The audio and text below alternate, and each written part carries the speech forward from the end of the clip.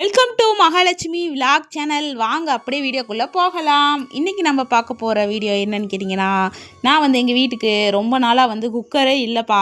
Cooker இருக்குது, அது ரொம்ப பழசாயிருச்சு.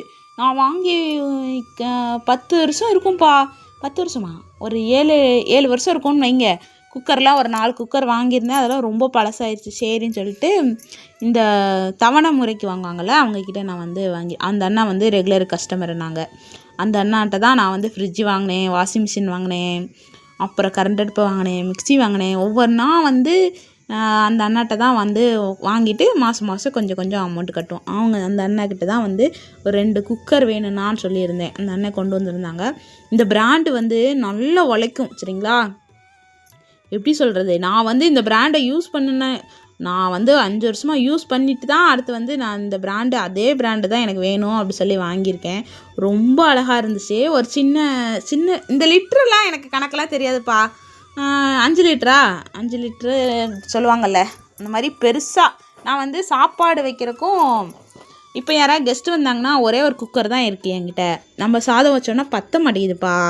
அதனால் வந்து ஒரு குழம்பு, ஒரு கிரேவி வைக்கிறதுக்கு 2 குக்கரை கொண்டு வாங்கினா, ஒரு வடைச்சட்டி தவா கொண்டு வாங்கினா அப்படி சொல்லியிருந்தேன்.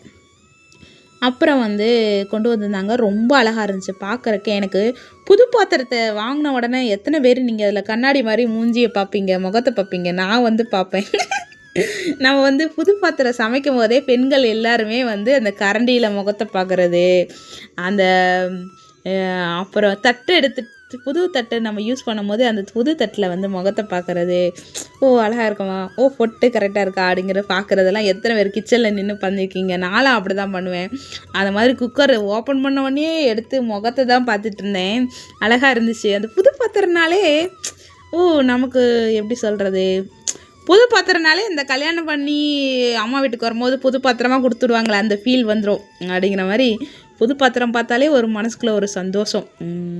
ஒரு பவுன் நகை வாங்கினா கூட இவ்வளோ சந்தோஷம் இருக்குமா என்னன்னு தெரியல. ஆனால் இந்த மாதிரி குக்கர் வடைசட்டி வாங்கும் போது இருக்கிற சந்தோஷம், அந்த மாதிரி ஒரு சந்தோஷமாக இருந்துச்சு. எனக்கு பார்க்குறக்கு ரொம்ப பிடிச்சிருந்துச்சி.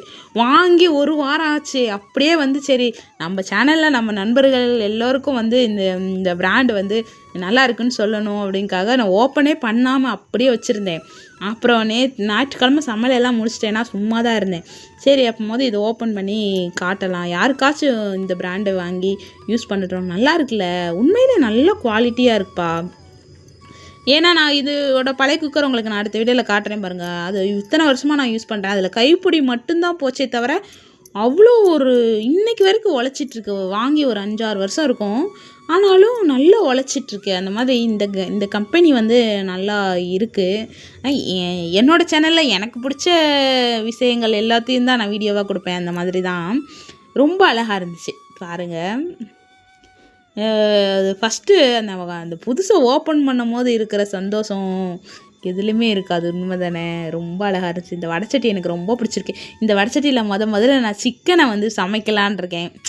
வடைச்சட்டினாலே அதில் சிக்கன் கிரேவி தான் வைக்கலான் இருக்கேன். இன்னும் வந்து சமைக்கலைப்பா, அப்படியே வச்சுருக்கேன். ஒரு நாள் சிக்கன் வாங்கி 1 கிலோ சிக்கன் வாங்கி இந்த தவாவில் வந்து செஞ்சுட்டு உங்களுக்கு நான் கண்டிப்பாக வீடியோ தரேன். அதுவும் வந்து சிக்கன் வந்து குழம்பு வைக்கக்கூடாது, கிரேவின்னு சொல்லுவோம்ல, தோசைக்கு, சப்பாத்திக்கு, பூரிக்கு அந்த மாதிரி கிரேவி வைக்கலான் இருக்கேன். அப்புறம் வந்து சின்ன குக்கரை வந்து நான் வந்து யூஸ் பண்ணிட்டேன்ப்பா. எப்போனா இந்த வீடியோலாம் எடுத்து முடிச்சதுக்கு அப்புறம் தான். சின்ன குக்கர் வந்து வீட்டுக்கு கெஸ்ட்டு வந்தாங்களா, கொஞ்சம் சாப்பாடு வைக்க கொஞ்சம் குக்கர் பத்தலை, அதனால் சின்ன குக்கர் மட்டும் யூஸ் பண்ணிவிட்டேன். பெரிய குக்கரை அப்படியே வச்சுருக்கேன். நம்ம இன்னொரு நாளைக்கு ஏதாவது அதில் சமைக்கலாம் அப்படின்ட்டு இருக்கேன். இந்த மாதிரி வாங்கியிருக்கேன். மாதம் மாதம் கொஞ்சம் கொஞ்சம் வந்து கட்டணும், சரிங்களா? அந்த மாதிரி தான் நான் வாங்கியிருக்கேன். ரொம்ப நல்லா இருந்துச்சு, எனக்கு ரொம்ப பிடிச்சிருந்துச்சி.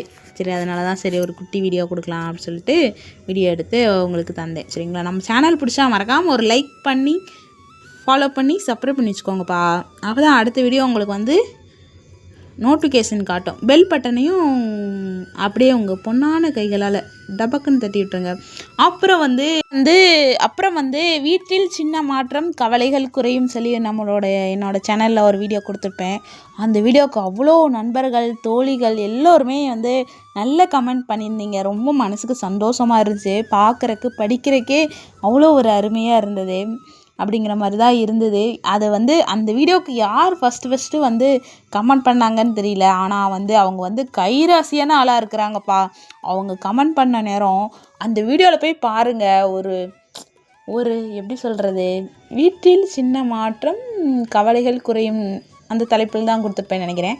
அந்த வீடியோவுக்கு அவ்வளோ ஒரு நல்ல நல்ல கமெண்ட்டு, ஒரு அக்காங்கள், தோழிகள், அண்ணங்கள், தம்பிங்கள் எல்லோருமே நல்லாயிருக்கு சிஸ்டர், நல்லாயிருக்கு சிஸ்டர்னு சொல்லியிருந்தாங்க. எனக்கு பார்க்குறக்கு ரொம்ப சந்தோஷமாக இருந்துச்சுப்பா.